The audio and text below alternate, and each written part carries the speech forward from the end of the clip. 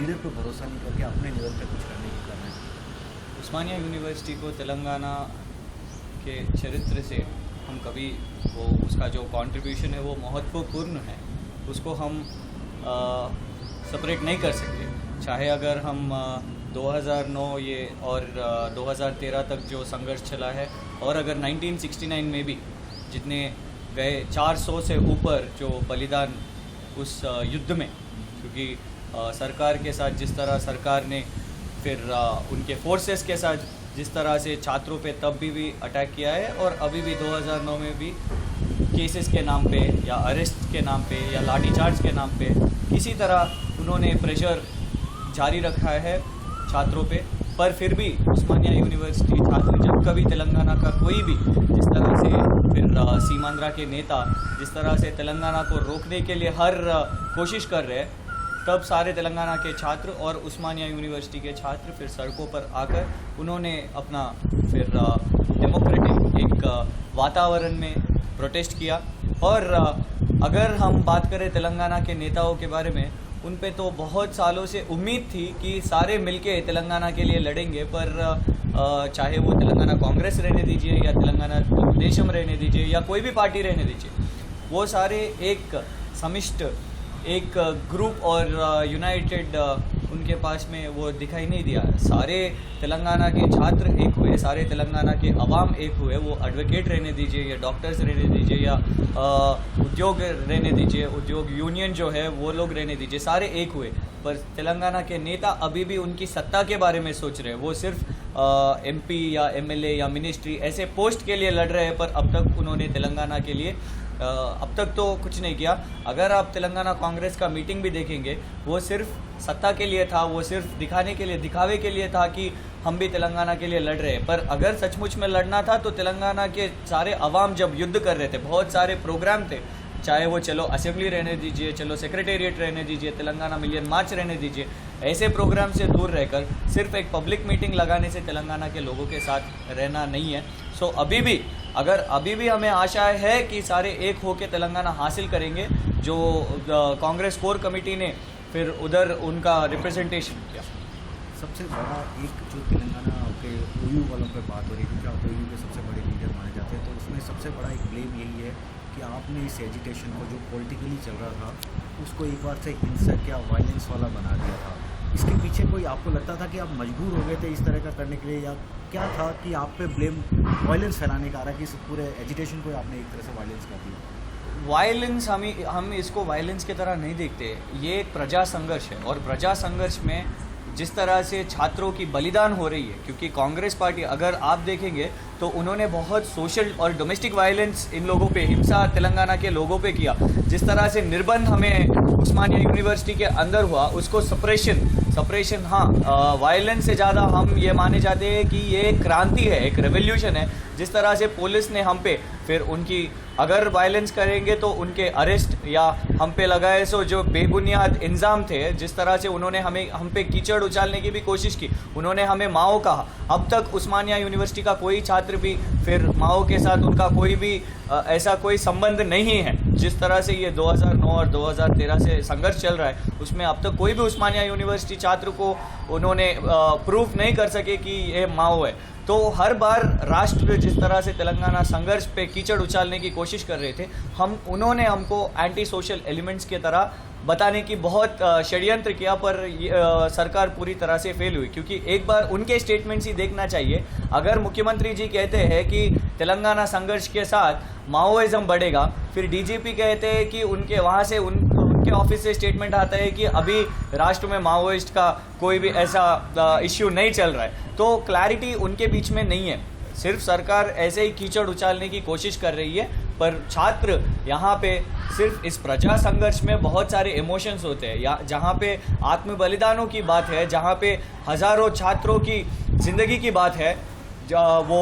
तेलंगाना संघर्ष के लिए लिख के मर जा रहे हैं, फिर ज़रूर मुठभेड़ तो होती है पुलिस के साथ। अगर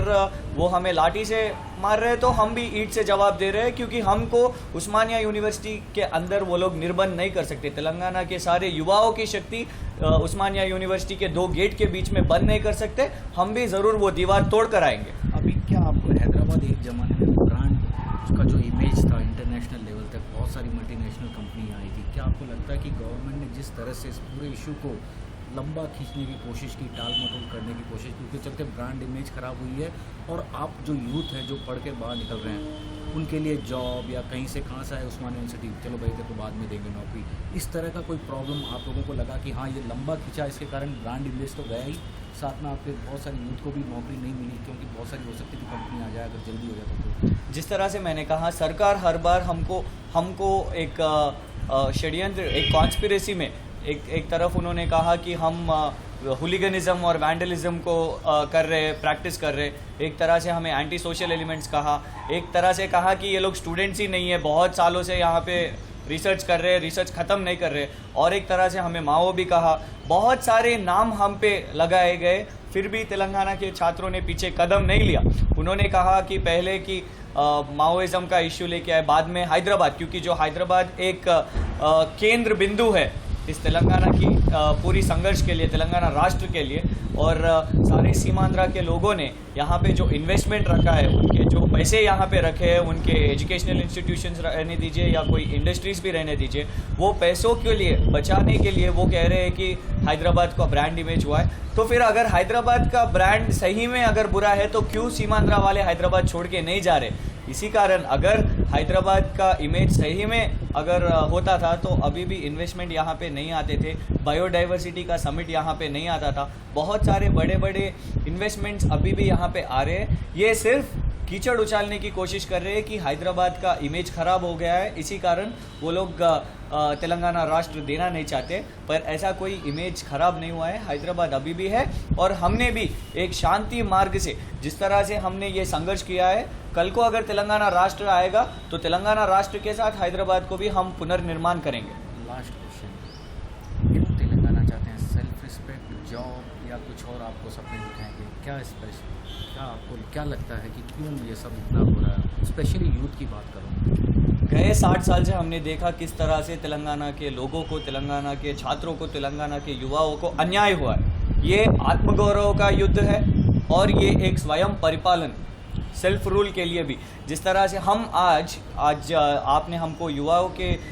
तरफ से पूछा, तो हम भी बताएंगे कि कोई रायलसीमा का या कोई आंध्रा का मुख्यमंत्री तेलंगाना के छात्रों पे लाठी नहीं उठा सकता। अगर हमें मारने का हक है तो सिर्फ हमारे तेलंगाना के जो प्रजाप्रतिनिधि है, जिनको हमने वोट देकर जिताया है, वो प्रजाप्रतिनिधि को हक है कि हमें दंड दे, ना कि कोई सीमांध्रा का आदमी जो सिर्फ सत्ता के मार्ग से यहाँ पे आया है, उसको कोई हक नहीं है कि हमें दंड दे। उतना ही नहीं, जिस तरह से हमने फिर हम भी पीएचडी कर रहे हैं, हम भी पीजी कर रहे हैं, आज अगर हैदराबाद में देखें, हैदराबाद में इतने सारे आंध्राओं के इंडस्ट्रीज है कि तेलंगाना के लोग जो वहाँ पे एम्प्लॉय हो रहे हैं, जहाँ पे वहाँ पे नौकरी कर रहे हैं, वो जाकर जोर से तेलंगाना के लिए डेमोक्रेटिकली बात भी नहीं कर सकते। अगर तेलंगाना के बारे में, तेलंगाना के विषय में उठाएंगे तो वो इमीडिएटली 24 घंटों के बीच में अंदर उनको नौकरी से निकाल फेंक रहे। तो इसी कारण तेलंगाना के लोग हैदराबाद में रह के बेघर हो रहे हैं और उनके पास नौकरी भी नहीं है। आज भी अगर आप आधा शहर देखेंगे, अगर जुबली हिल्स और बंजारा हिल्स देखेंगे, वो कितना डेवलप हो गया है, उसमें कितने लोग तेलंगाना के लोग हैं वो सारे। और अगर आप दूसरा शहर देखेंगे, वो अगर ओल्ड सिटी रहने दीजिए या the rest of the Hyderabad, Secunderabad देखें, तो बहुत सारे मिडिल क्लास और लोअर मिडिल क्लास है जिनके पास घर भी नहीं है, बहुत सारे रेंट पे है यहाँ पे। तो तेलंगाना के युवा चाहते हैं कि कल के तेलंगाना राष्ट्र में जिस तरह से परसेंटेज है, फिर हमें भी हमारी नौकरी मिलेंगे। हम जिस तरह से पढ़ रहे हैं, जिस तरह से पढ़ के हम पीजी या पोस्ट ग्रेजुएशन या पीएचडी कंप्लीट कर रहे हैं, हमको भी हमारे तेलंगाना में नौकरी मिलेगा और हम भी हमारा तेलंगाना को फिर से निर्माण कर सकते हैं, ना कि सीमांध्रा वाले आके हम पे हक जताए यहाँ पे।